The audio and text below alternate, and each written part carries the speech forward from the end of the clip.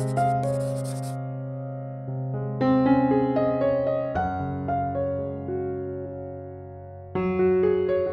saya Tanwijaya, bisa panggil Tan, kerjanya sebagai karyawan swasta di perusahaan IT.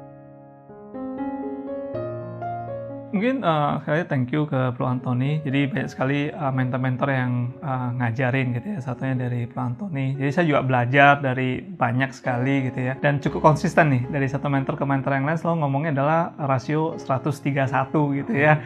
100 properti yang dicari, kira-kira nanti kita akan dapat 3 yang sesuai dengan kriteria kita. Terus kita coba akan bid, dan pada saat kita bid 3-nya akan dapat 1 propertinya.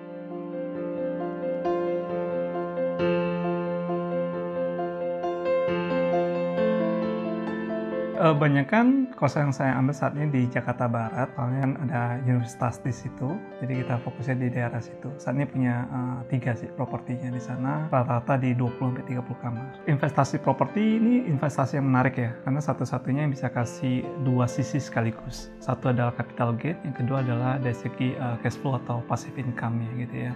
Nah, properti ini tentu kalau pada saat kita invest dari waktu ke waktu selalu naik ya dari segi nilainya. Nah, itu yang kita bisa dapat dari segi capital gain. Lalu yang kedua adalah dari segi cash flow-nya. Kalau kita bisa sewakan, misalnya dalam bentuk kos-kosan atau bentuk yang lain gitu ya, tentu ada passive income yang bisa didapatkan gitu.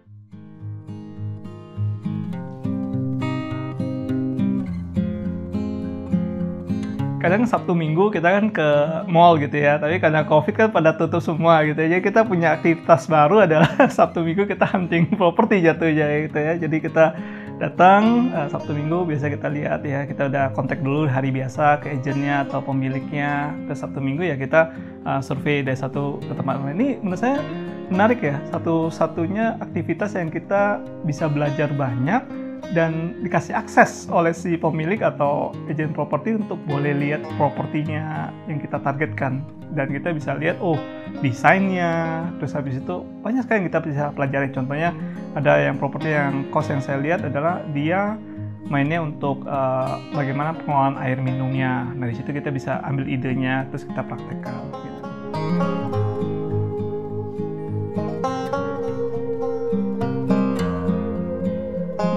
10 tahun yang lalu udah mainnya banyakkan ruko gitu ya.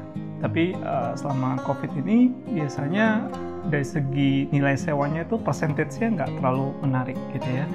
Kalau rumah biasanya sekitar 2-4%, ruko mungkin bisa lebih naik gitu ya, sekitar 5-7% gitu ya. Kos-kosan ini kalau kita lakukan dengan baik gitu ya, mungkin bisa range antara 8-12% gitu ya. Jadi tentu lebih menarik dan lebih mengalahkan bunga deposito perbankan sebenarnya.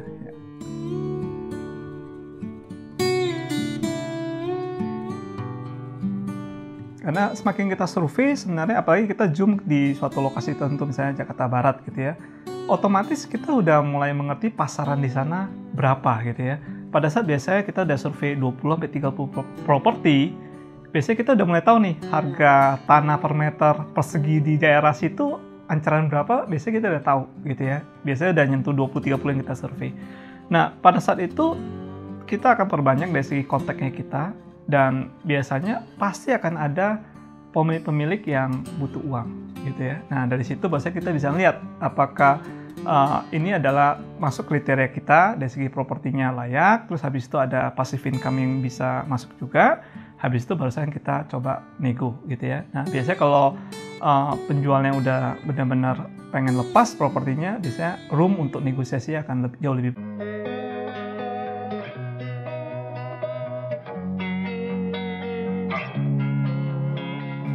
Losing time, I'm fading fast. I just wanna make it last. Try to let go of the past. I close my eyes, embrace the blast. Sleepless nights and headaches stack. Restlessness to hell and back. What's my purpose? What do I grab? A slippery surface, a heart attack. Kan banyak kan di 3 sisi gitu ya. Yang pertama adalah online, itu penting sekali online ya, karena paling gampang gitu ya. Kita lihat online, habis itu kita go through, ini masuk kriteria, ini masuk, nggak masuk, langsung kita bisa tahu mana yang kita skip, mana yang kita perlu liatin di Sabtu dan Minggu. Itu yang online gitu ya. Dan agen properti juga sangat penting karena kita kasih tahu kriteria yang kita cari apa. Misalnya, oh saya nggak cari rumah buat tinggal, saya cari untuk yang bentuknya kos-kosan misalnya. Jadi udah langsung spesifik gitu ya. Terus habis itu jumlah kamarnya harusnya minimal berapa, luas tanahnya berapa. Kita kasih kriteria ke agent propertinya. Nah biasanya karena kita sering kontak ya, biasanya kita diingat begitu ada properti yang sesuai kriteria kita, biasanya kita kontak, Pak, ini masuk nih kriteria, yuk survei. Nah biasanya kita bisa survei.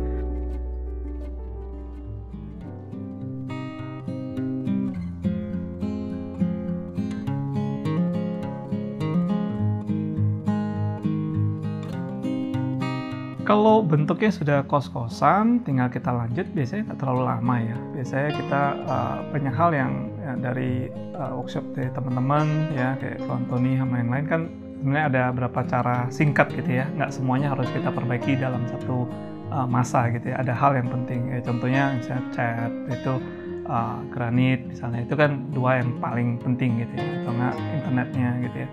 Nah itu biasanya 1 bulan, maksimal 2 bulan harusnya udah bisa kelar. Kalau bentuknya sudah fisiknya udah kos, tinggal kita lanjutin gitu ya.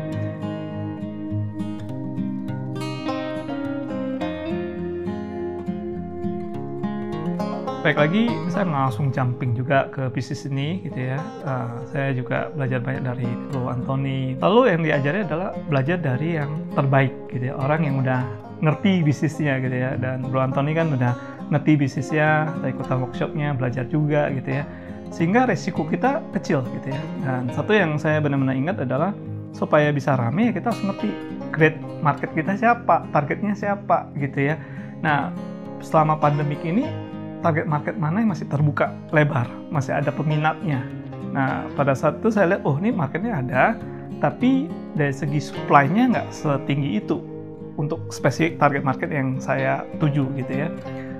Sehingga tinggal saya upgrade cost-nya sesuai dengan target market tersebut, dan otomatis banyak peminatnya sih.